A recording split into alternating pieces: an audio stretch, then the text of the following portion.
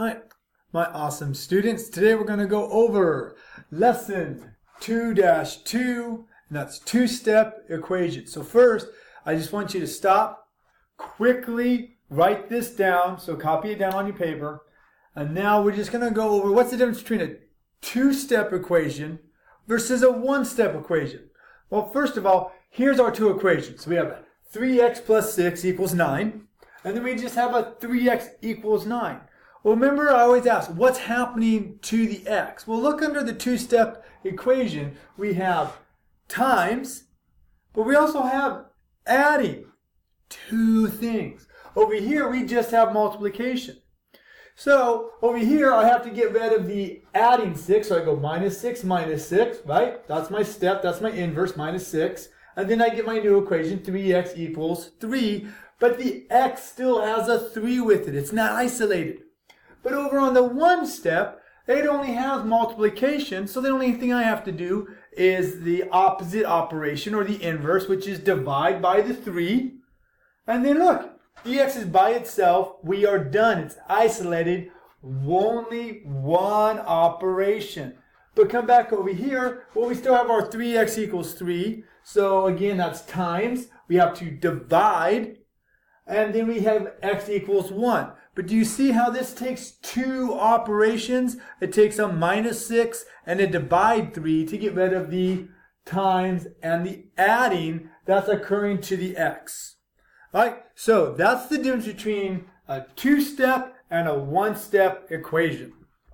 So here's our first example, right? But first we're going to go over what you need to do to solve a two-step equation. So first of all, same thing as in a one-step equation. Identify what is happening to the x, right? You have to be able to look at a problem and see what's going on. If you don't know what's going on, you're not going to know how to solve it. Step 2, right? On the two-step equations, you're going to either add or subtract the constant. Now remember, constant is a fancy word for the plain number. And then the third and final step is then you're going to either multiply or divide the variable term. So that's the number with the x or the letter a. So let's look at our first example. We have 2x plus 3 equals 15. Step 1, what was it? Identify what's going on. So if I look over here, I have a plus 3, right? Or an add 3. This 2 right here is multiplying the x. So I have a times 2. So you see how I know what's going on. I have an add 3 and a times 2. That's where you got to spend most of your time. If you get that straight, the rest becomes easy, because then you just have to do the inverse or the opposite operation. So step number 2, remember, it's going to be adding or subtracting always. It's going to be adding or subtracting. So what we do is, well, we have add, right? You stated it right here. So the opposite operation, take away, right? So we're going to take away 3 from this side, take away 3 from this side. Remember, the equal sign is my two sides. So I take away 3, take away 3. Those cancel out. The 2x falls down. And then I do my math. 15 take away 3 is 12. Right? So step 2 is done, right? Because we don't have any more plus or minus. So that's done. So step 3 is now we're going to multiply or divide the variable term. Well, 2x is my variable term, right? Just means a number with the variable. So this happens to be, again, but going back to step 1, times 2. What's the inverse, the opposite? Divide. So step 3 is divide by 2. So I divide by 2, divide by 2. Remember, one side, the other side, the equal sign is my fence. So the 2 divided by 2 is 1. The x falls down. 12 divided by 2 is 6. And when that variable is isolated, you are done, right? Couple things to note. Keep your work neat, right? Keep those equal signs lined up. Make sure you draw these little lines so that you know what both sides are. And again, first and most important step, and it's the same as one-step equations, is first identify what is going on with the x. Make sure that you can see this add 3 and times 2. All right, so we're going to have our second example. As you can see, I kind of erased the board, but I did put a little box over here that reminds me of what my steps are. Identify what's going on, add or subtract, times or divide. All right, so let's look at example 2. So we have a negative 8 equals an n over 4, which again, you have to identify this. This means divide plus 3. So step 1, identify what's going on. You have to be able to look at these problems and figure that out. So we have a plus 3, right? That's easy to see. That's a plus sign right there. If you can't, let me make it larger. So we have my plus 3. And you have to start recognizing that if there's a number underneath a letter of the alphabet, it means division. So this is a divide 4. That's what the 4 is doing to the letter N. It's dividing it. So step 2 is add or subtract. Well, this says add 3. So what's the opposite or the inverse? Negative 3. So you are going to minus 3. Again, I do my little fence right here. Here's one side. I put it under that 3 to keep it nice and neat. I put minus 3 underneath that. Drop down the n over 4. So drop down my n being divided by 4. And then come over here and do the math. Now, even though it says minus, remember from chapter 1, if you have two negatives, they're on the same team, add them up. So negative 8, negative 3, they add up and make a negative 11. So now this brings us to the last step of undoing the second operation, is I have a divide 4, right? It says it right here, divide 4. So what's my third step? Times 4, right? Because times is the opposite operation of divide, or the inverse. So this is how I show this. Remember, when you do times, I told you to do parentheses. So I go times 4 right there, and then I'm just going to put it somewhere over by my 11.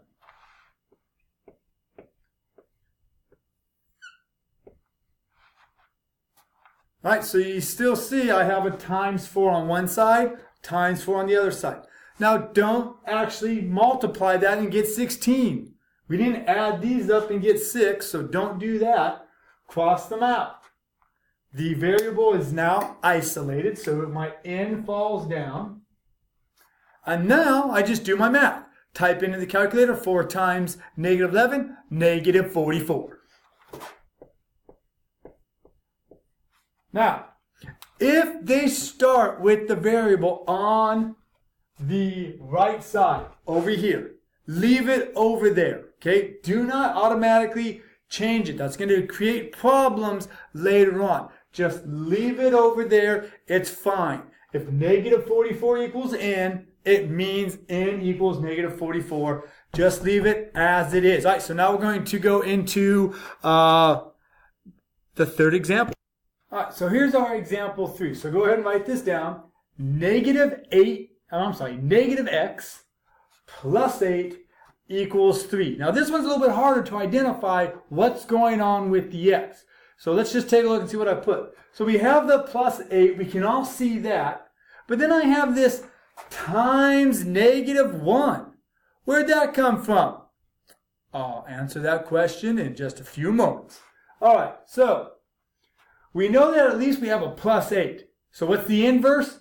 Minus 8. That's why I put step 2 is take away 8, right? So I draw my little line underneath my equal sign. I go minus 8 from one side, minus 8 from the other side. I stop, because remember, positive 3, negative 8, different teams, they fight. You're going to subtract. The 8 has more members, so your answer is going to be a negative 5. Now, the 8 crossed out, right? I haven't been crossing them out, but the fact that they disappear, that should mean cross yours out. I drop down this large looking minus sign, but it's actually a negative sign. So I drop down that negative x. Do not drop these. Don't. Okay, now, what does negative x mean, right? Because I said we have a times negative 1. I know, it's like, Mr. McKellar, I don't see a negative 1. You don't. Because in algebra, they never show 1 when you multiply. Okay? They just don't. Right? They don't think it's necessary, so they don't show 1 or a negative 1. But you can put it there if you want. So, you see this negative x? Guess what they're not showing?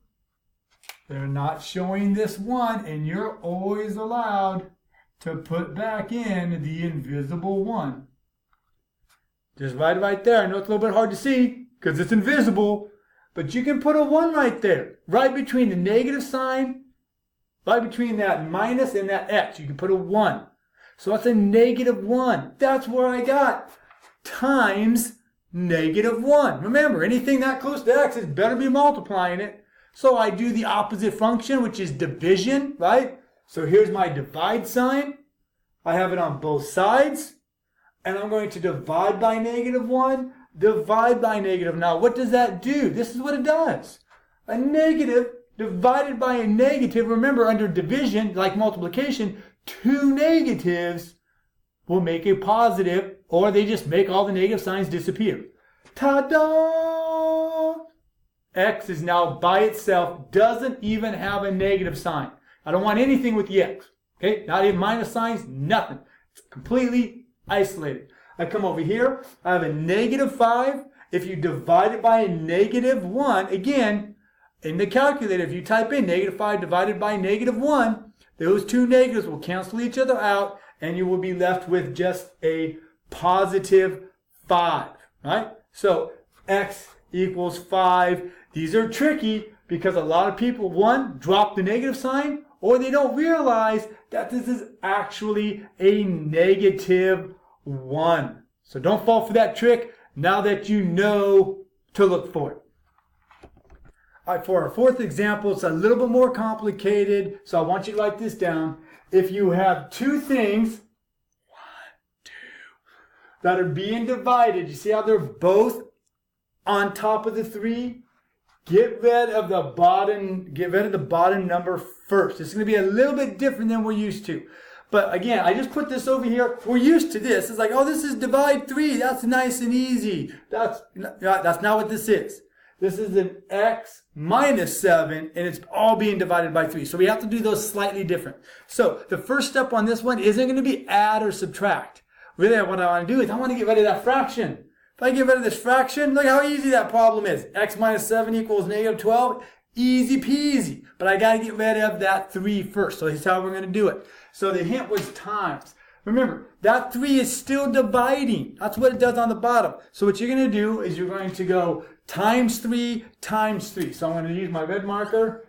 I'm going to put my parentheses. There's my times 3 over there. Come over here. I'm going to erase this. I'm going to go times 3. Remember, when you times 3, don't put 6. Don't go 3 times x and 3 times 7. Cross them out. That's why we want to do the opposite operation, is so that it gets canceled out. And then I'm just left with, here it is, x minus 7 equals, come over here, do the math. 3 times negative 12 is negative 36. So that was step 2, is you got times by that 3, right? And we did. We got rid of that divide 3 by timesing. We just had to do it first because it was under everything. So next, I'm just going to go really quick because you guys are pros. You have a minus 7, so I'm going to go plus 7 to this side, draw my little line, plus 7 to this side. I'm going to drop down my x. Put my equal sign. The 36 is negative, so it's really big. So I'm going to go, that's going to be a negative left over, and that's going to be negative 29. And that is our answer. All right, here's what you've been waiting for, your 2 practice problems. I am not going to do these. You're going to write these down. You're going to solve them. You're going to show them to me. Then you're going to get the worksheet. And don't forget that M always stands for Mathtastic. Have a mathtastic day.